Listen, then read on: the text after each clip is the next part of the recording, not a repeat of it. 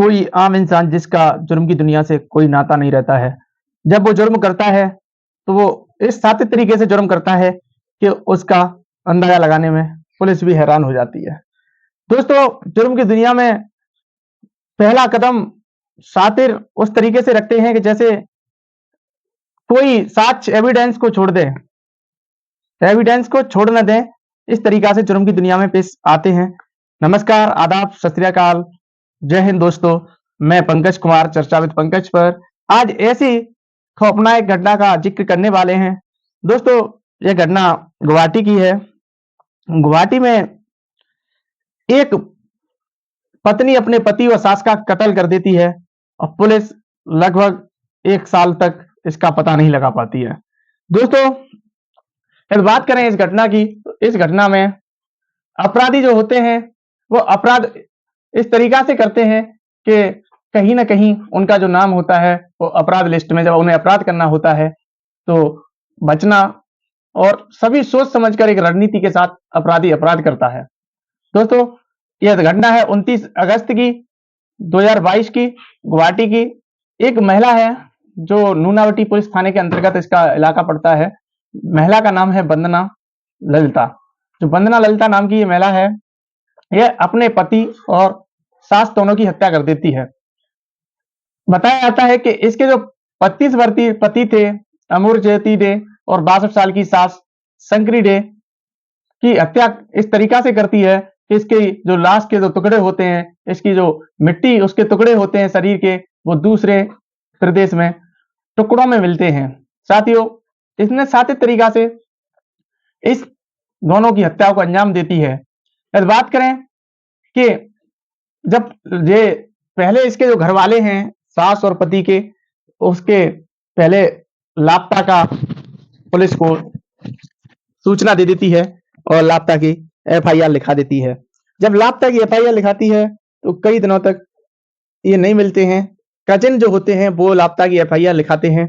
उसके बाद में पुलिस आसपास के जिलों में भी ढूंढती है। अगर आसपास के जिलों में भी नहीं मिलते हैं, तो एक शख्स पर नूनामटी पुलिस थाने जो एक शख्स जाता है, जब वो शख्स जाता है तो उसकी जानकारी लेता है, तो अमर ज्योति डे का कजन बताते हुए पुलिस को एक तहरीर देता है, जिसमें वो लिखता है कि उनकी मां शंकरी डे लापता होने की शिकायत साथ साथ अमर ज्योति की पत्नी वंदना पर शक जाहिर करता है।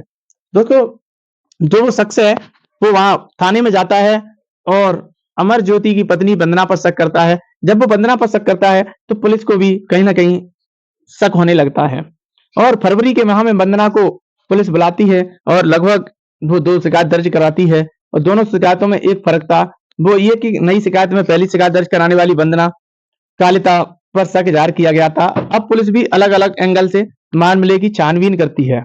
जब पुलिस छानबीन करती है, तो बताया जाता है 14 फरवरी 2023 को वंदना कालिता एक बार फिर पुलिस थाने आती है। उसके बाद में जांच जारी होने की बात कहकर वहां से रवाना कर दिया जाता है। जब ये केस काफी समय ले लेता है, तो ऐसा केस में खुलासा होता है कि सबकी पैरों तले जमीन खिसक जाती है। साथियों, हालांकि जब पुलिस इस केस की गतिविधियों को लोकेशन ट्रेस करके धीमे धीमे आगे बढ़ती है, तो वंदना और उसके एक साथी के साथ गुवाहाटी से गिरफ्तार कर लिया। अब जब उन दोनों को गिरफ्तार किया जाता है, तो तीसरे किरदार को भी उसे पुलिस ने तिनुकसिया जिले से दबिश देकर गिरफ्तार कर लिया। वंदना के दोनों दोस्तों की शनाख्त धनती, एक का नाम था शनाख्त धनती डे का और दूसरा अनुरूप डे का।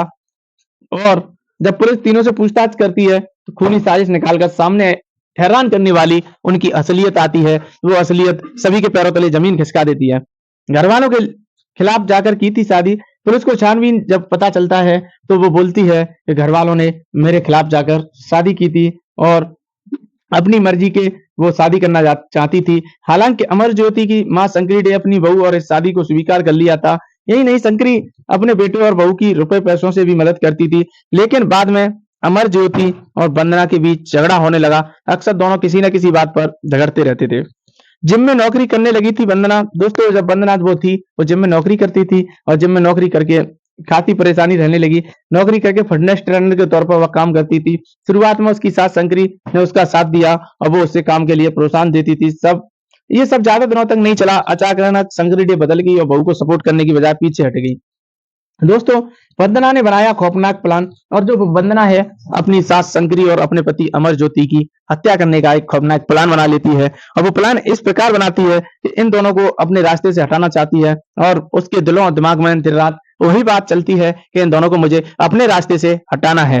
दोस्तों, जब यह बात उसके दिमाग में भर जाती है तो 26 जुलाई 2022 को वह दोपहर के वक्त अमर ज्योति किसी काम से बाहर गया था।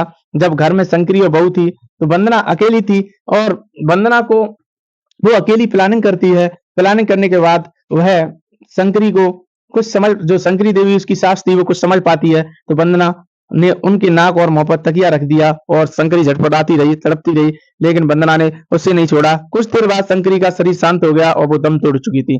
अब वंदना ने अपने प्लान मुताबिक फौरन अपने दो दोस्तों को कॉल करके अपने घर बुला लिया और वे दोनों शख्स वहां पहुंच गए थे। अब तीनों मिलकर पहले तेजदार हथियार से शंकरी की लाश के 3 टुकड़े करते हैं और पॉलीथिन में बांधकर कार की डिग्गी में डालकर पड़ोसी राज्य मेघालय की तरफ निकल जाते हैं। बॉर्डर क्रॉस करने के बाद उन्होंने शंकरी की लाश के टुकड़ों को अलग-अलग जगहों पर फेंक दिया और वापस गुवाहाटी लौट आए। दोस्तों, वो शंकरी की लाश के टुकड़े अलग-अलग करके अलग-अलग जगह पर फेंक देते हैं और वापस गुवाहाटी लौट आते हैं। शंकरी ने जब ये पता चलता है तो उसकी तलाश की जाती है तो अमर ज्योति ने जब वापस आता है तो माँ के बारे में पूछता है तो वंदना ने बताया वो किसी काम से बाहर गई हैं, अभी तक लौटकर नहीं आई। तो इसके बाद पति के साथ मिलकर शंकरी डे को तलाश करने का नाटक करती रही, बीतती रही। अब वंदना को मौके का इंतजार था कि अपने पति को रास्ते से कैसे हटाया जाए। दोस्तों, वो अपने पति को रास्ते से हटाना चाहती थी। 17 अगस्त को वह यही घटना करती है और जो वह सास की तलाश के लिए अमर ज्योति डे और वंदना नरेंगी में अपने फ्लैट पर आए हुए थे तो दोनों वहां अकेले थे। उसी दौरान वंदना ने अपने दोनों करीबी दोस्तों को फोन करके वहीं बुला लिया। अब मौका मिलते ही दोनों साथियों ने अमर ज्योति पर एक रॉड से हमला कर दिया। उन्होंने उस पर इतने वार किए कि उसकी मौत हो गई। उस अब बारी थी लाश को ठिकाने लगाने की, लिहाजा उन तीनों ने शंकरी की तरह अमर ज्योति की लाश के 5 टुकड़े कर दिए और फिर उन टुकड़ों को पॉलीथिन में फेंक कर बैग्स को उन्होंने कार में रख लिया। दोस्तों, यदि बात करें तो वो वापस गुवाहाटी लौट आते हैं और इसकी जब शक होती है इसके कजन भाई को तो उन टुकड़ों को बरामद करने के लिए पुलिस वहां जाती है और छानबीन करती है और जब छानबीन करती है तो मुख्य आरोपी वंदना के मोबाइल से उन सभी को पकड़ लेती है। एटीएम कार्ड्स, कपड़ों व कम्बल सभी बरामद करके वह वंदना के खिलाफ एफआईआर दर्ज करा देती है। दोस्तों, इस घटना से कहीं ना कहीं हमें यह सीख मिलती है कि एक खौफनाक दर्दनाक घटना तो है, यहाँ रिश्तों को तार-तार किया जा रहा है। एक सास और पत्नी, एक पत्नी सास और पति को अपने रास्ते से दोस्तों से प्यार के चक्कर में पति और सास को रास्ते से हटा देती है।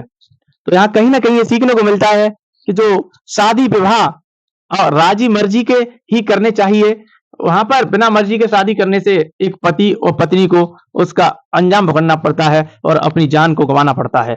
जय हिंद, जय भारत। कमेंट करके अपनी राय जरूर दें। धन्यवाद।